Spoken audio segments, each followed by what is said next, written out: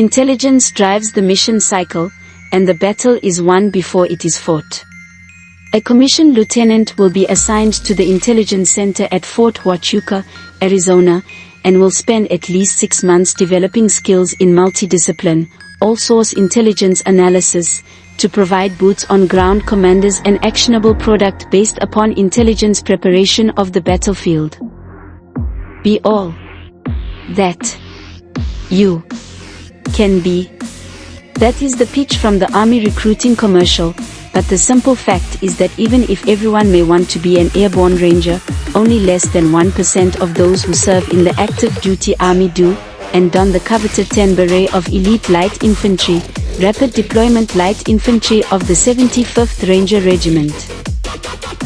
The fact is that statistically, less than 23% of age-eligible Americans qualified from even beginning training as an infantryman at Fort Benning, Georgia, by reason of education, fitness or criminal record, and, at any time, less than 1% of the population of the United States are so inclined to do so, and of those who are commissioned as Butterbar second lieutenants, only 1% survive a high attrition to be one of the only less than 1% to pin on the star of a flag-level officer, with the rank of general.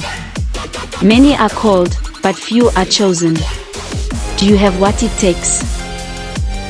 And while it is said that field artillery is the king of battle, and the infantry its queen, which assignments will enhance your chances of promotion to higher ranks upon successful completion, military leaders have long recognized that intelligence drives the mission cycle, and Sun Tzu had advised that only the most capable officers should be selected for the discipline of intelligence. Do you have the right stuff? Human resource management proceeds through 3 distinct stages: source selection, or the identification of potentially successful candidates, recruitment, presenting an offer to the most qualified candidates, and development, honing those critical skills to enable those personnel to make a contribution to the mission and organization. To be accessed into the Military Intelligence Corps, you must be able to qualify for a personal security clearance and must demonstrate to selecting officials that you possess the required reliability, stability and judgment. Do you have the right stuff? Do we have your attention? We know that you are interested. Have you made your decision for crisis management? Lights, camera, action.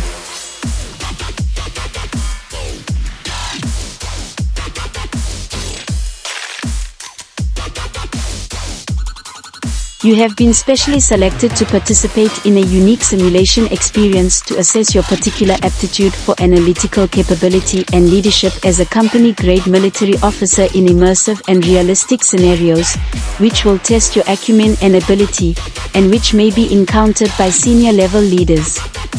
The simulation employs the same in-box techniques that are used in the assessment and selection for members of the diplomatic corps, and shall present items of information that may come across your desk for action. In this simulation, as an operations director for various top-level government agencies. In a real situation, with tempers hot and adrenaline running, the decisions that you make may not only affect you and your career progression but will have ripple effects upon perhaps thousands or even millions of others. No pressure. Do you want to play a game? In this scenario, we take real-world operational information that had been presented to decision-makers both in China and at the World Health Organization between December 31, 2019 and January 1, 2020. After analyzing the presented informational facts about an emerging public health threat that had been reported in the vicinity of Wuhan, in the Hubei province, your basic decision to answer in the affirmative or negative is whether or not you will take this information to the president for immediate action, even if this may mean waking him up. The Beijing government had received information about a cluster of cases involving a pneumonia of unknown etiology or origin, totaling no more than 15 reported cases, and with the bulk of the cases connected to only one location, a popular wet market in the city of Wuhan, in the Hubei province, but, as of yet, there have been no reports of any fatalities. Decision: do you wake the president? Perhaps more information regarding the location shall assist you in your course of action. Wuhan is the largest city in the central mainland of China, with a population exceeding the entire state of Virginia, and is estimated to exceed 11 million in residents. The wet market, the Huanan Wholesale Seafood Market, measures the size of 9 American football fields, and is so large in area that there is an entire main street cutting the venue into 2 separate sections.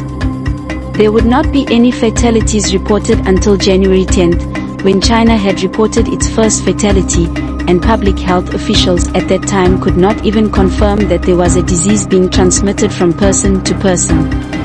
But, based upon the available information, would you have wakened the president? Truth or consequences? Judicial review of agency action is limited to the grounds that the agency invoked when it took the action.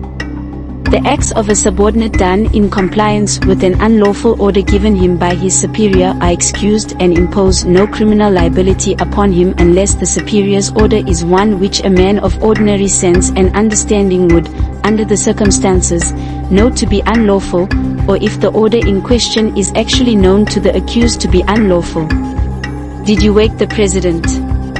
Let's see how you did. Like in a first-year law school examination, you had been presented a fact pattern, in which you had, to the best of your abilities, carefully engaged in issue spotting to select the most critical pieces of information, and in this scenario, actionable intelligence items. Did you successfully identify an emerging public health crisis in China, and did you, on that information, decide to wake the president? Then you would satisfy the skills required to become a Butterbar second lieutenant, of which, surprisingly, only between 75 and 80% are promoted to first lieutenant after the first year of commissioning. Congratulations, but you have received no recommendation for promotion to the next higher grade. Did you decide not to wake the president, based upon the fact that the presented operational facts, i.e., no fatalities, no transborder migration, and no evidence of any infectious disease at that point, would have not warranted waking the commander-in-chief? Then you would satisfy the minimal skills required to become a silver bar first lieutenant, of which amazingly 100% are promoted to the rank of captain, barring the rarest of conditions.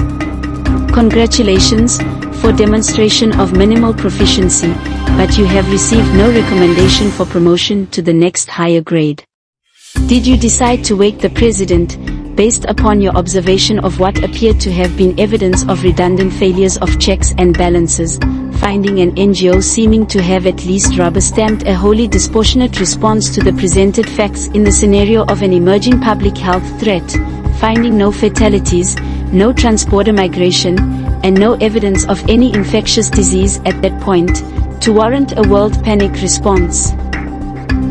Then you would satisfy the skills required to become a senior company grade officer in the rank of captain, with a recommendation for promotion to the rank of major, a rank attained by only 50% of those who receive a commission as a lieutenant, but which rank 80% of captains should attain, based upon promotion statistics. This concludes this leadership assessment simulation, and you shall be contacted with the results. Thanks for your participation. That is all. Carry on. This message was approved by Major Mike Webb. Honest.